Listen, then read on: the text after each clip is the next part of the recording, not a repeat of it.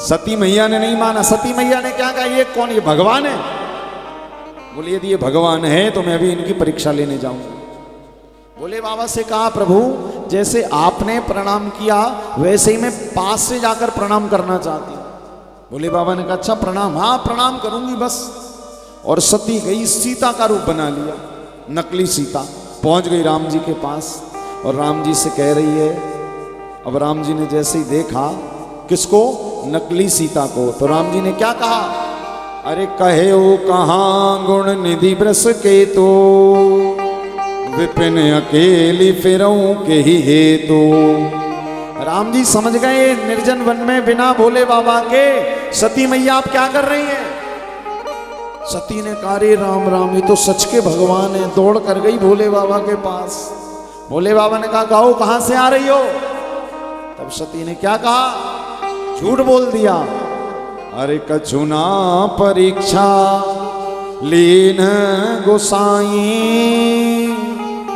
और कीन प्रणाम तुम्हारे नाई। क्या कहा, मैंने कोई परीक्षा नहीं ली, कछुना परीक्षा लीन गोसाई कीन प्रणाम तुम्हारे नाई। जैसे आपने प्रणाम किया था वैसे ही मैंने भी प्रणाम कर लिया। अच्छा, भोले बाबा को विश्वास नहीं था। आंख बंद करके देखा तो क्या देख रहे हैं कि सती तूने मेरे इष्ट की पत्नी का रूप बना लिया, नकली सीता बन गई।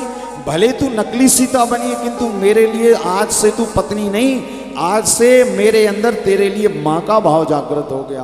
और जिसके अंदर माँ का भाव जागृत हो गया, अब तू पत्नी कहलाने के लायक नहीं। और भगवान शिव 87,000 वर्षों तक समाधि में चले गए।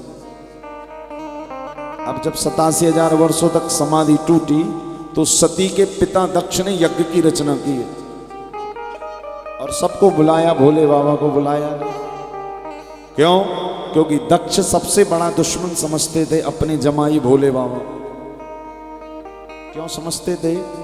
क्योंकि दक्ष का जब राज तिलक किया जा रहा था, प्रजापतियों के राजा बनाए जा रहे थे, तो सारे लोग दक्ष के राजा बनाए जाने पर खड़े हो गए, शंकर जी नहीं खड़े हुए। तो दक्ष ने कहा, आज से सबसे बड़ा दुश्मन मेरा यही है, बुलाया नहीं।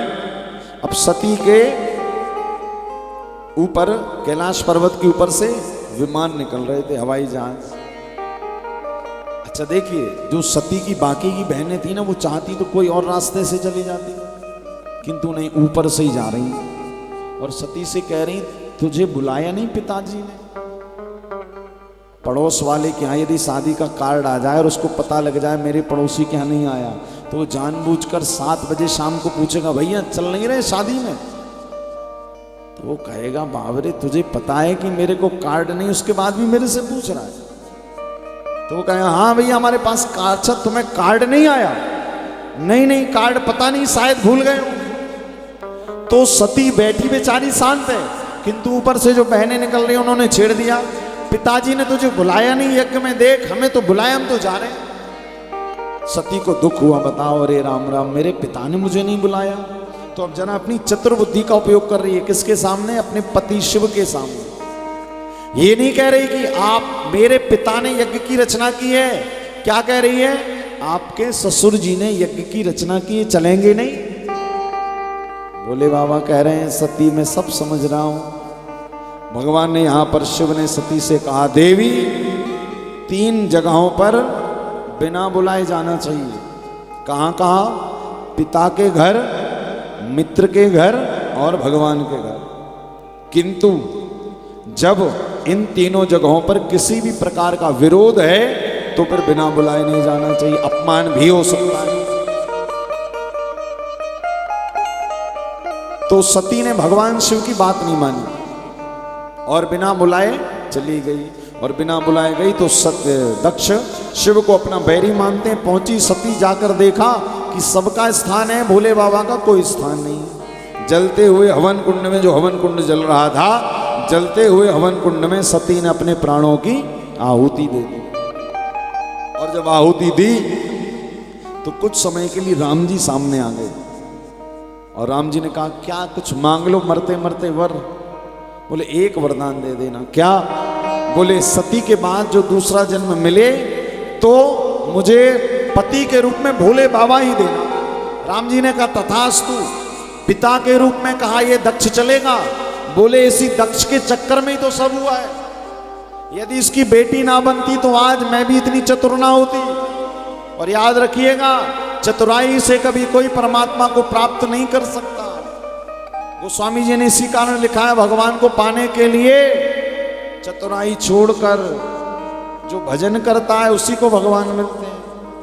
आज सती पर भगवान की कथा की कृपा हो गई। देखिए, जो कहते हैं ना महाराज हम तो रोज मंदिर जाते हैं, आप तो रोज मंदिर आते हो। सती तो भगवान की पत्नी थी, उसके बाद भी सती ने कथा का सम्मान नहीं किया तो देखिए देह त्यागना पड़ा जीते जी। इसी कारण जब आपके नगर में, गांव में, आसपास कहीं भी कथा हो तो लिखा हुआ है कोटिम त्यक्त्वा हरिम भजेत। करोड़ों काम छोड़कर कथा में जाइए। क्यों? कथा का सबसे बड़ा सम्मान है कि हम भगवान की कथा को सुने।